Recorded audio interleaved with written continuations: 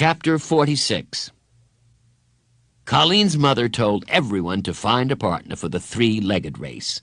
Jeff and Colleen looked nervously at each other. Judy and Betty paired up. They stood side by side with their arms around each other's shoulders as Mrs. Verigold tied their inside legs together. Laurie and Melinda became another team. Bradley thought they looked funny, since Melinda was almost twice Laurie's size. Amy and Dina looked even funnier, since they were both dressed the same. They looked like a two-headed monster, except, of course, he didn't believe in monsters. Karen suddenly realized what was happening. If Jeff and Colleen became partners, it meant she'd have to be partners with Bradley. So, Jeff said to Colleen, "Who's your partner?" "No one yet," said Colleen. "Who's yours?" "No one yet." Colleen's mother stepped in and paired up the final two teams. She didn't think it would be proper for a boy and a girl to have their legs tied together, so she made Jeff and Bradley one team and Colleen and Karen the other. Bradley was glad that he and Jeff were finally on the same team. Colleen and Jeff were happy with the teams, too. As much as they liked each other, they weren't quite ready to put their arms around each other and tie their legs together. Karen was the only one who was disappointed. She thought it would have been exciting to have been partners with Bradley. The 5 teams lined up. It wasn't a relay race. Each team would go at the same time. They had to run past the tree to the fence, then back. "Don't try to run too fast," Jeff cautioned.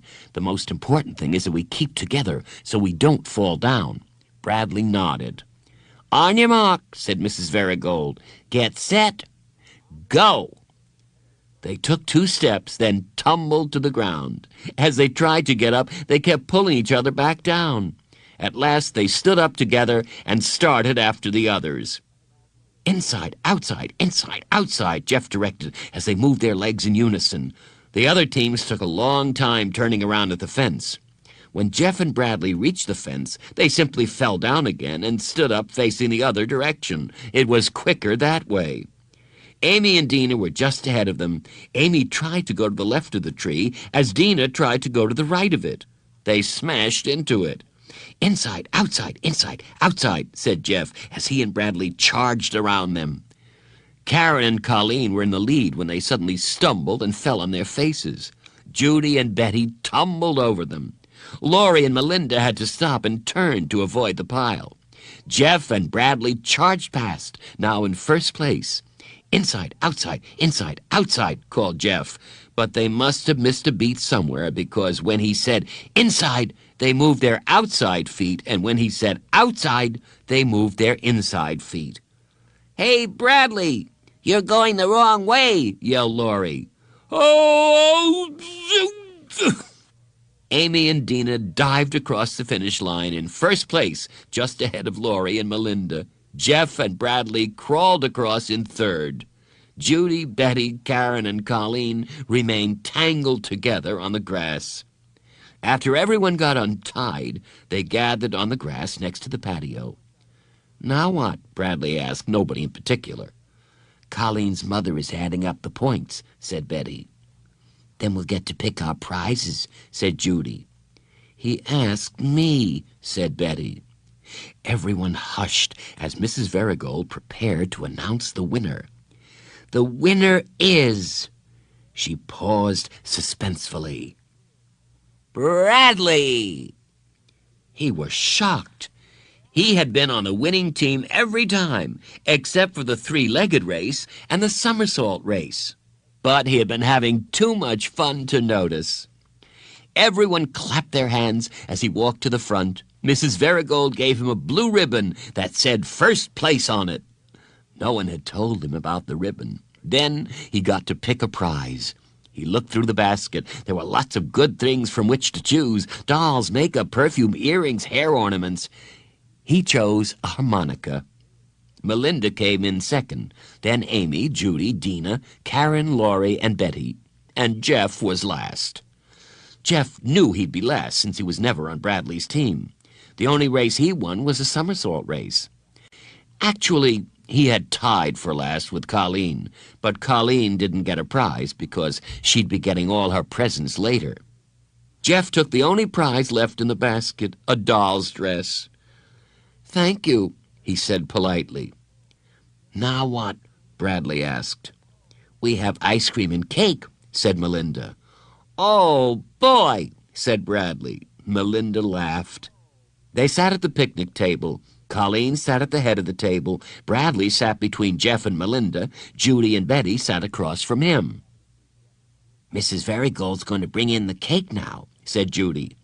"With candles," said Betty. "I'm telling him," said Judy. "With candles." Mrs. Varigold brought in the cake, and suddenly everyone started singing. Bradley was caught by surprise. He didn't have time to remember the words, though he tried. He sang, "Happy birthday, dear cup, to you. Happy birthday to you. Happy birthday to you, dear Colleen. Happy birthday to you. Happy birthday to..." He suddenly realized he was the only one still singing. Everyone laughed. "It's not his fault," said Judy. "This is his first birthday party in a long time." "There are 10 candles because she's 10 years old," explained Betty. "Oh, I get it," said Bradley. Laurie laughed. Colleen blew them all out. "That means her wish will come true," explained Melinda. "But she can't tell you what she wished for. Otherwise it won't come true," Laurie explained. Bradley carefully ate his cake and ice cream without making a mess. Then everyone went into the living room, where Colleen opened her presents. "Open mine first," they urged. "That one's mine." "Open mine, Colleen," said Bradley. After each present was opened, everyone said, "How neat," and "Ooh," and "I wish I had one of those." Bradley said those things too, and he meant what he said, although most of the gifts were things he never would have wanted. Colleen picked up the next present. "That's mine," he shouted. Colleen read the card. On the front of the card, there was a picture of a baseball player swinging a baseball bat. It said, "Here's hoping your birthday is..." On the inside of the card, it showed the bat smacking a ball, and it said, "A big hit." Under that, it said, "Happy birthday," and it was signed, "Love, Bradley." Everyone went crazy. "Love!" exclaimed Amy. "Love!" Bradley's heart sank as he realized he had made a terrible mistake. "Bradley's in love with Colleen," said Dina. "Ooh, Bradley," said Judy. "When are you getting married?" teased Laurie. "Shut up," Karen shouted. Everyone stopped talking and looked at her, very surprised. "Big deal," said Karen. "You're all so immature." Colleen tore off the wrapping paper and looked at Bradley's gift. Her mouth dropped open. She showed it to everyone. "Wow," said Laurie. "Let me see," said Amy. It was a replica of the human heart. They could see all the blood vessels, the aorta, and all the capillaries. The heart valves opened and shut. It could be taken apart and put back together again. "How neat," said Melinda. "I wish I had one of those," said Betty. Bradley smiled proudly. He felt happier about the fact that Colleen liked his present than about coming in first place. But of course, he knew all along she'd like it. Carla had told him to give her a gift from the heart. Colleen opened the rest of the presents, then everyone went home. Jeff and Bradley left together. It was still light outside, although the street lights had come on. "So?" asked Jeff. "Wasn't that fun?" Bradley exclaimed. "It was the most at first when I gave Colleen her present and she asked me what it was. I almost told her. And then when I was the only one sitting at the table. My, this boy must be hungry. But then the races started, and everyone got points, even the losers. Only next time I won't sign it love. Karen's a good somersaulter. Chicken's a funny name for a dog. Maybe if they get a chicken, they'll name it Dog." He blew into his harmonica.